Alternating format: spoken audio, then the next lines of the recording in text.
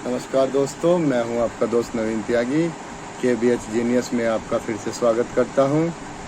और हमारे जो कल जीते थे सिद्धार्थ त्यागी और वंश त्यागी, उनके बीच में हम पहले सवाल पूछेंगे। एक की जीत हार का तो फैसला हमें पहले करना ही पड़ेगा, तो हम उनके बीच में सवाल पूछेंगे और जो उनमें से जीतेगा उसके साथ KBH जीनियस खेलेंगे। और जो लास्ट तक हमारा पहुंचेगा, जो 12 सवालों के सिलसिले में 12 सवालों तक पहुंचेगा, वो होगा सुपर जीनियस। उसके लिए हम अलग से भी कुछ ना कुछ प्रोग्राम रखेंगे, कुछ ना कुछ जीतने का। तो आप हमारे साथ बने रहिए, पूरी वीडियो देखिए और लास्ट में जो सवाल पूछा जाएगा उसका जवाब बड़े ध्यान के साथ देना है आपको। तो ठीक है, आप वीडियो शुरू करते हैं और हम पूछते हैं इनसे पहला सवाल। सवाल यह है, 50 ओवर के मैच में सचिन तेंदुलकर की कितनी सेंचुरी है?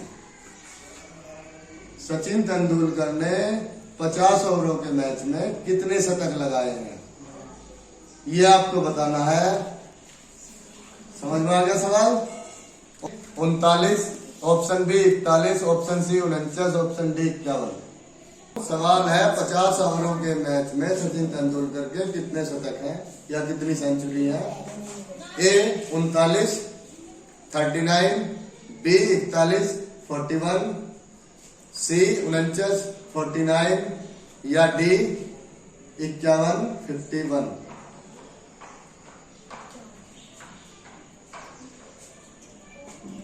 ए 39, बी 41, सी 49, डी 51। सचिन तेंदुलकर की सेंचुरी के बारे में बताना है। पहले हाथ खड़ा करना है, जिसे भी पता हो उसके बाद जवाब देना है। यहाँ जो भी जवाब देगा, सही जवाब होने के बाद में वो विजेता घोषित हो जाएगा दोनों में से। ठीक है, पहले आप बताओ। बी बी है 41, श्योर बिल्कुल? ठीक है, आप बताओ। 39। दोनों के गलत जवाब है, दोनों के जवाब गलत है। कोई से का सही नहीं हुआ, कोई से का भी सही हो जाता तो हो जाता। इसका है सही आंसर है सी 49। अब यही हम इस सवाल को बदल रहे हैं, इन्हीं का ले रहे हैं। तो दोबारा कहां से इतने सारे सवाल आएंगे? 50 ओवरों की जगह अब हम टेस्ट मैच की बात कर रहे हैं। टेस्ट मैच में सचिन तेंदुलकर के कितने शतक हैं, ये आपको बताना है। टेस्ट मैच में कुल मिलाकर सचिन तेंदुलकर के कितने शतक हैं? अब भी हम यही ऑप्शन रख रहे हैं यहाँ। 39, ए 39, बी 41, सी 49 और डी 51।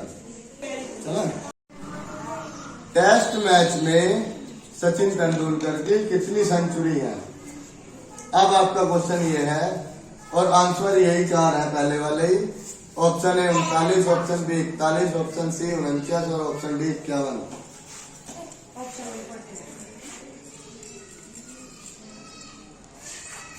हाथ उठाना है जब पूछा जाए, जब बताना है।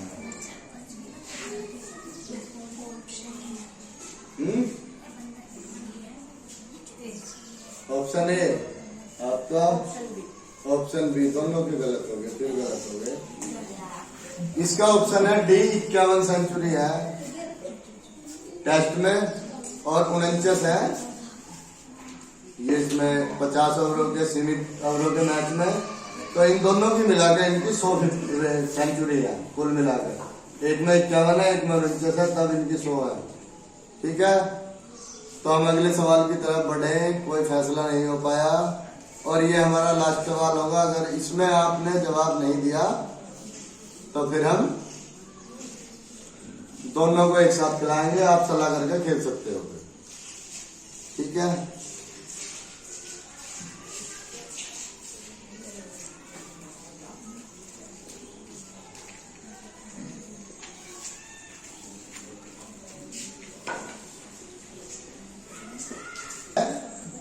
विधानसभा को भंग करने का अधिकार किसके पास है? सवाल है, विधानसभा को भंग करने का अधिकार किसके पास है? प्रधानमंत्री के पास, बी राष्ट्रपति के पास, सी मुख्यमंत्री के पास, या डी राज्यपाल के पास? सवाल फिर से बता रहा हूं मैं, हाथ खड़ा करना है, जवाब नहीं देना है। विधानसभा को भंग करने का अधिकार किसके पास होता है? ए प्रधानमंत्री के पास, बी राष्ट्रपति के पास, सी मुख्यमंत्री के पास, या डी राज्यपाल के पास? आप बताओ।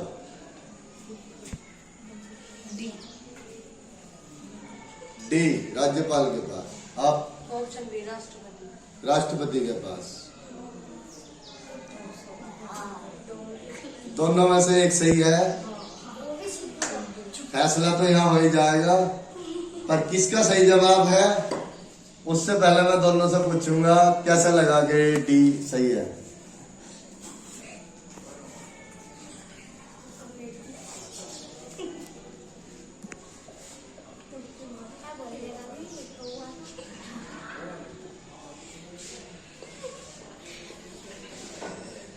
जोर से बोलना, कैमरे तक आवाज पहुंच जाए। कैसे लगा कि ये डी सही है?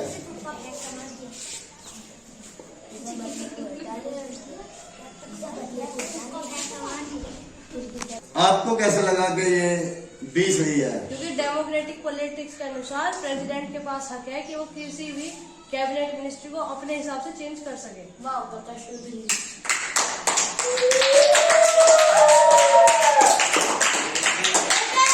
यहाँ मैं बता दूं, इसका जो जवाब है वो डी सही है। वंश त्यागी जीत गए हैं इसमें। और डी कैसे सही है उसका एक्सप्लेनेशन देना जरूरी है। ये विधानसभा की बात है, विधान परिषद की बात नहीं है।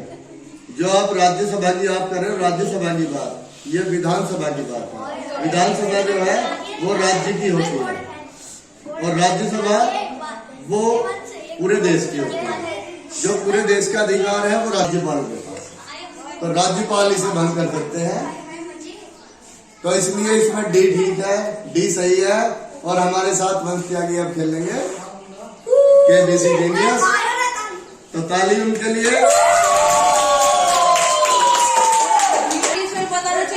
पहला सवाल है हमारा, भारत में सूर्यास्त सबसे बाद में किस राज्य में होता है? भारत में सूर्यास्त सबसे बाद में किस राज्य में होता है? समझ में आ गया सवाल? ऑप्शन बोल दूं? ऑप्शन ए है गोवा। थोड़ा शांत हो जाओ भाई, शांत हो जाओ, सवाल सुनो सब।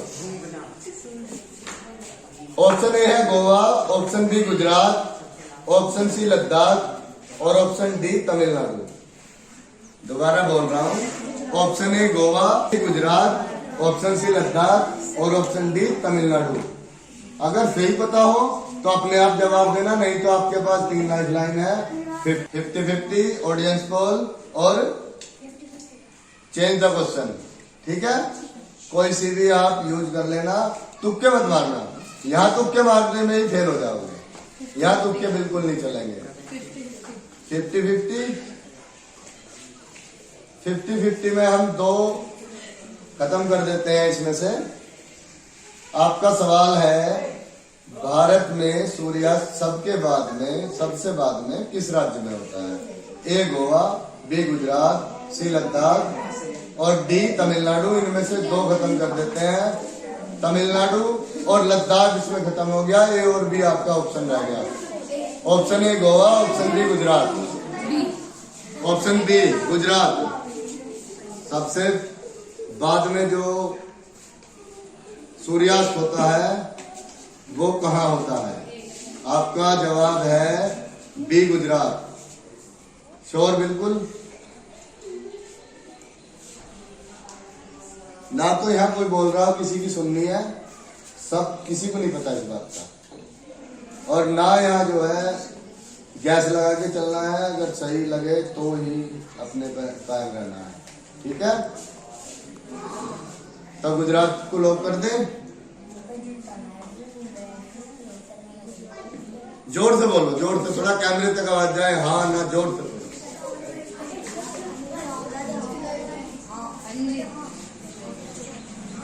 यस, तो इनका कहना है बी गुजरात, और गुजरात को हम लोग करते हैं, और बिल्कुल सही जवाब आपका।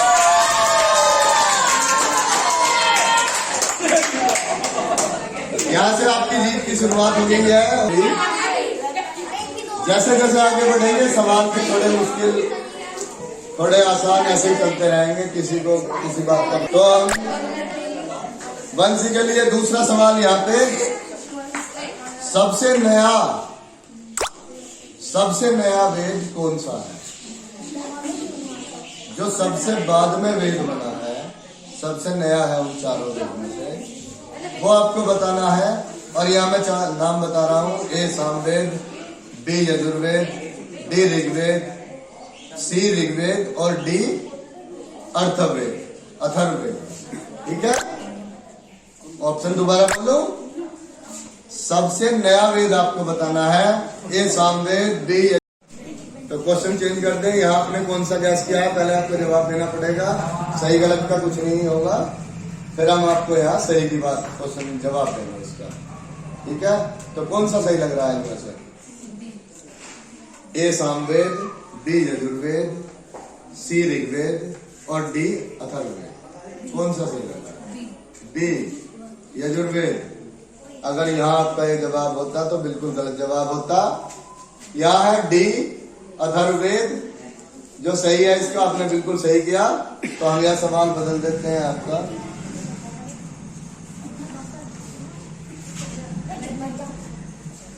तो आपके लिए सवाल है अगला, भाषा से संबंधित है। पहनने को, जैसे हम कपड़ा पहनते हैं, चप्पल पहनते हैं, इस तरह से जो पहनना बोलते हैं उसे पहनने को पंजाबी में क्या कहते हैं? सवाल है, पहनने को, कपड़ा पहनना या चप्पल पहनना जो बोलते हैं, उस पहनने को पंजाबी में क्या कहते हैं? ए, ऑप्शन ए, पहनने को पहनना ही बोलते हैं। बी, चकना बोलते हैं, चक, जैसे वो फिल्म थी ना चक दे इंडिया, ऐसे चकना बोलते हैं। सी है पाना,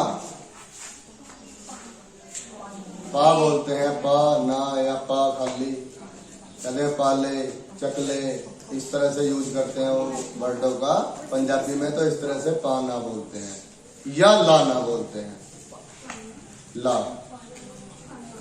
तो इसमें आपका है पहनना बोलते हैं, बी चक बोलते हैं, सी पा बोलते हैं या डी ला बोलते हैं।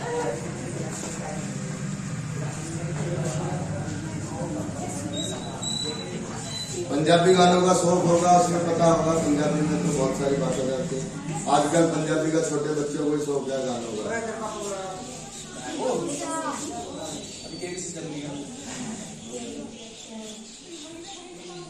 सोचने का वक्त है, समझने का वक्त है।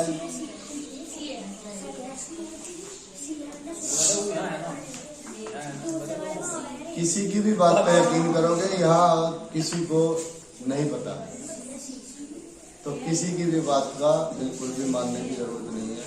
मैं फिर बोल रहा हूँ, अगर अपने मन में जो सही लगे वही जवाब दें। और अभी एक लाइफलाइन बची हुई है, ऑडियंस पोल ले सकते हो। यहाँ पे वंशी ने ली है ऑडियंस पोल, और ऑडियंस की राय हम हाथ उठा के लेंगे। बोलना किसी को नहीं है, मैं जो बोलूंगा उसके साथ हाथ उठाना है। कितने ज्यादा होंगे हम उसके साथ चलेंगे।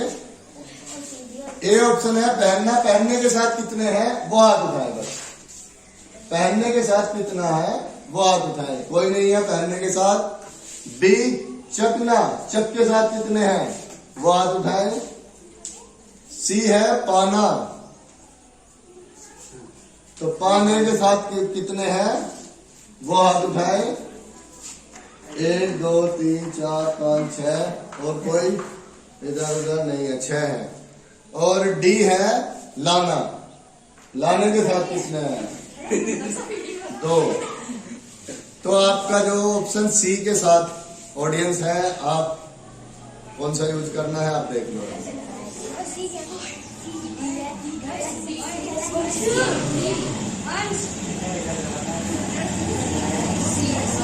किसके साथ जाना चाहोगे? ऑडियंस पोल के साथ। ऑडियंस पोल है सी और सी है पाना, और बिल्कुल सही जवाब ये।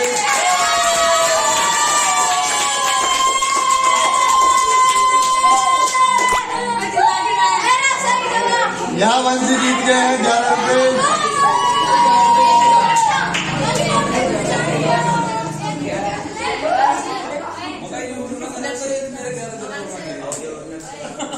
यहाँ वंशी 11 रुपए जीत चुके हैं।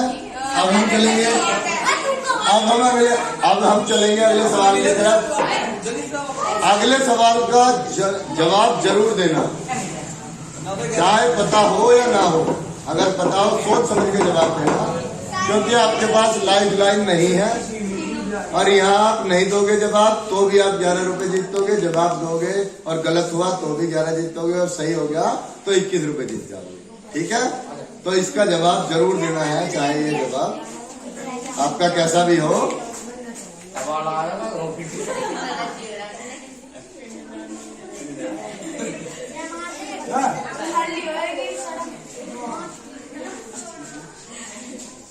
तो सवाल है, दक्षिण अफ्रीका कारोबारी गुप्ता बंधु। अखबार में सुनो सर, सुनो, फिर भी आपके भी काम आने वाली है, शांति सुनो। दक्षिण अफ्रीका के कारोबारी गुप्ता बंधुओं के नाम क्या है, नाम बताने हैं। आपने अखबार में सुना होगा कि दक्षिण अफ्रीका में 2 गुप्ता बंधु थे, हमारे सहारनपुर के ही थे, और उन्होंने वहां पर राज किया था। राजा कोई था, बनाते हुए थे। फिर उनका पता चला इन्होंने घोटाले किए हैं, तो वहां से भाग गए। तो उनके नाम आपको बताने हैं, उनके नाम क्या है। ठीक है, सवाल समझ में आ गया? तो मैं जवाब दे रहा हूं इसका। ए है राकेश गुप्ता और अतुल गुप्ता। ए है राकेश गुप्ता, तो ऑप्शन ए है राकेश गुप्ता और अतुल गुप्ता। ऑप्शन बी रमेश गुप्ता और राजेश गुप्ता। ऑप्शन सी राकेश गुप्ता और रमेश गुप्ता। और ऑप्शन डी है राजेश गुप्ता और अतुल गुप्ता। सवाल फिर से बता रहा हूं, वहीं घूम फिर के आ रहे हैं सवाल। Option A Rakesh Gupta Atul Gupta. Option B Ramesh Gupta Rajesh Gupta. Option C Rakesh Gupta और रमेश गुप्ता। ऑप्शन डी राजेश गुप्ता और अतुल गुप्ता।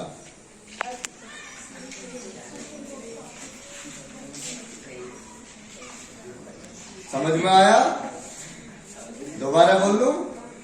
नाम फिर से बोल रहा हूं, ध्यान से सुनना। ऑप्शन ए, तो सवाल बोल रहा हूं मैं। पहले सवाल था दक्षिण अफ्रीका के कारोबारी गुप्ता बंधुओं के नाम आपको बताने हैं, सहारनपुर के जो रहने वाले थे। ए है राकेश गुप्ता और अतुल गुप्ता। बी है रमेश गुप्ता और राजेश गुप्ता। सी है राकेश गुप्ता और रमेश गुप्ता। डी है राजेश गुप्ता और अतुल गुप्ता। तो ये 4 ऑप्शन है, जो सही लगे सोच समझ के जवाब देना।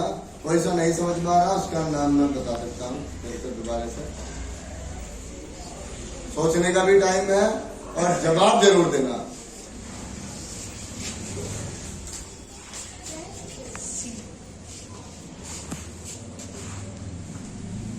सी है राकेश गुप्ता और रमेश गुप्ता। डी है राजेश गुप्ता और अतुल गुप्ता।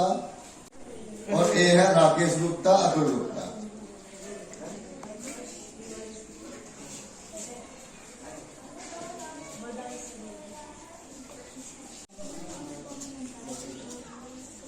दक्षिण अफ्रीका के कारोबारी बंधुओं के नाम क्या थे? ए है राकेश गुप्ता अतुल गुप्ता। बी है रमेश गुप्ता राजेश गुप्ता। सी है राकेश गुप्ता रमेश गुप्ता। और डी है राजेश गुप्ता और अतुल गुप्ता। तो आपको कौन सा लग रहा है? ए को लॉक कर दें? लॉक कर दिया जाए? तो चलो एक को लोग करते हैं और आपका यहाँ हो गया गलत जवाब। आपका तो आपका जवाब हो गया है गलत और इसका जवाब है डी। राजेश गुप्ता और अतुल गुप्ता उनके नाम थे। ये वहाँ के व्यापारी थे बहुत बड़े और ये वहाँ जो चाहते थे वो ही ले जाता था। ये इतने बड़े व्यापारी थे, नाला पकड़ा गया और जिसकी वजह से ये वहां से भाग गए। तो यहीं पे हम इस पारी को समाप्त करते हैं। वीडियो को ध्यान से देखना, हम एक सवाल अभी आपसे पूछने वाले हैं और उसका जवाब इसी वीडियो में कहीं ना कहीं आपको मिलेगा। तो जो सबसे पहले जवाब देगा कमेंट में लिखकर हमें जवाब देगा, उसे हम 100 रुपये देंगे। तो इस बात का ध्यान रखें, पूछने वाला है, ठीक है। तो देखा दोस्तों, सिद्धार्थ त्यागी पर वंश त्यागी ने यहाँ बाजी मार ली और उसके बाद जो हमने खेल खेला उसमें सिर्फ एक ही अच्छी बात रही कि वंश त्यागी ने अपनी तीनों लाइफ लाइन का यूज किया, लेकिन वो 11 से ऊपर नहीं पहुँच कर पाए। इसका हमें दुख भी है। तो अब हम आते हैं अपने सवाल की तरफ।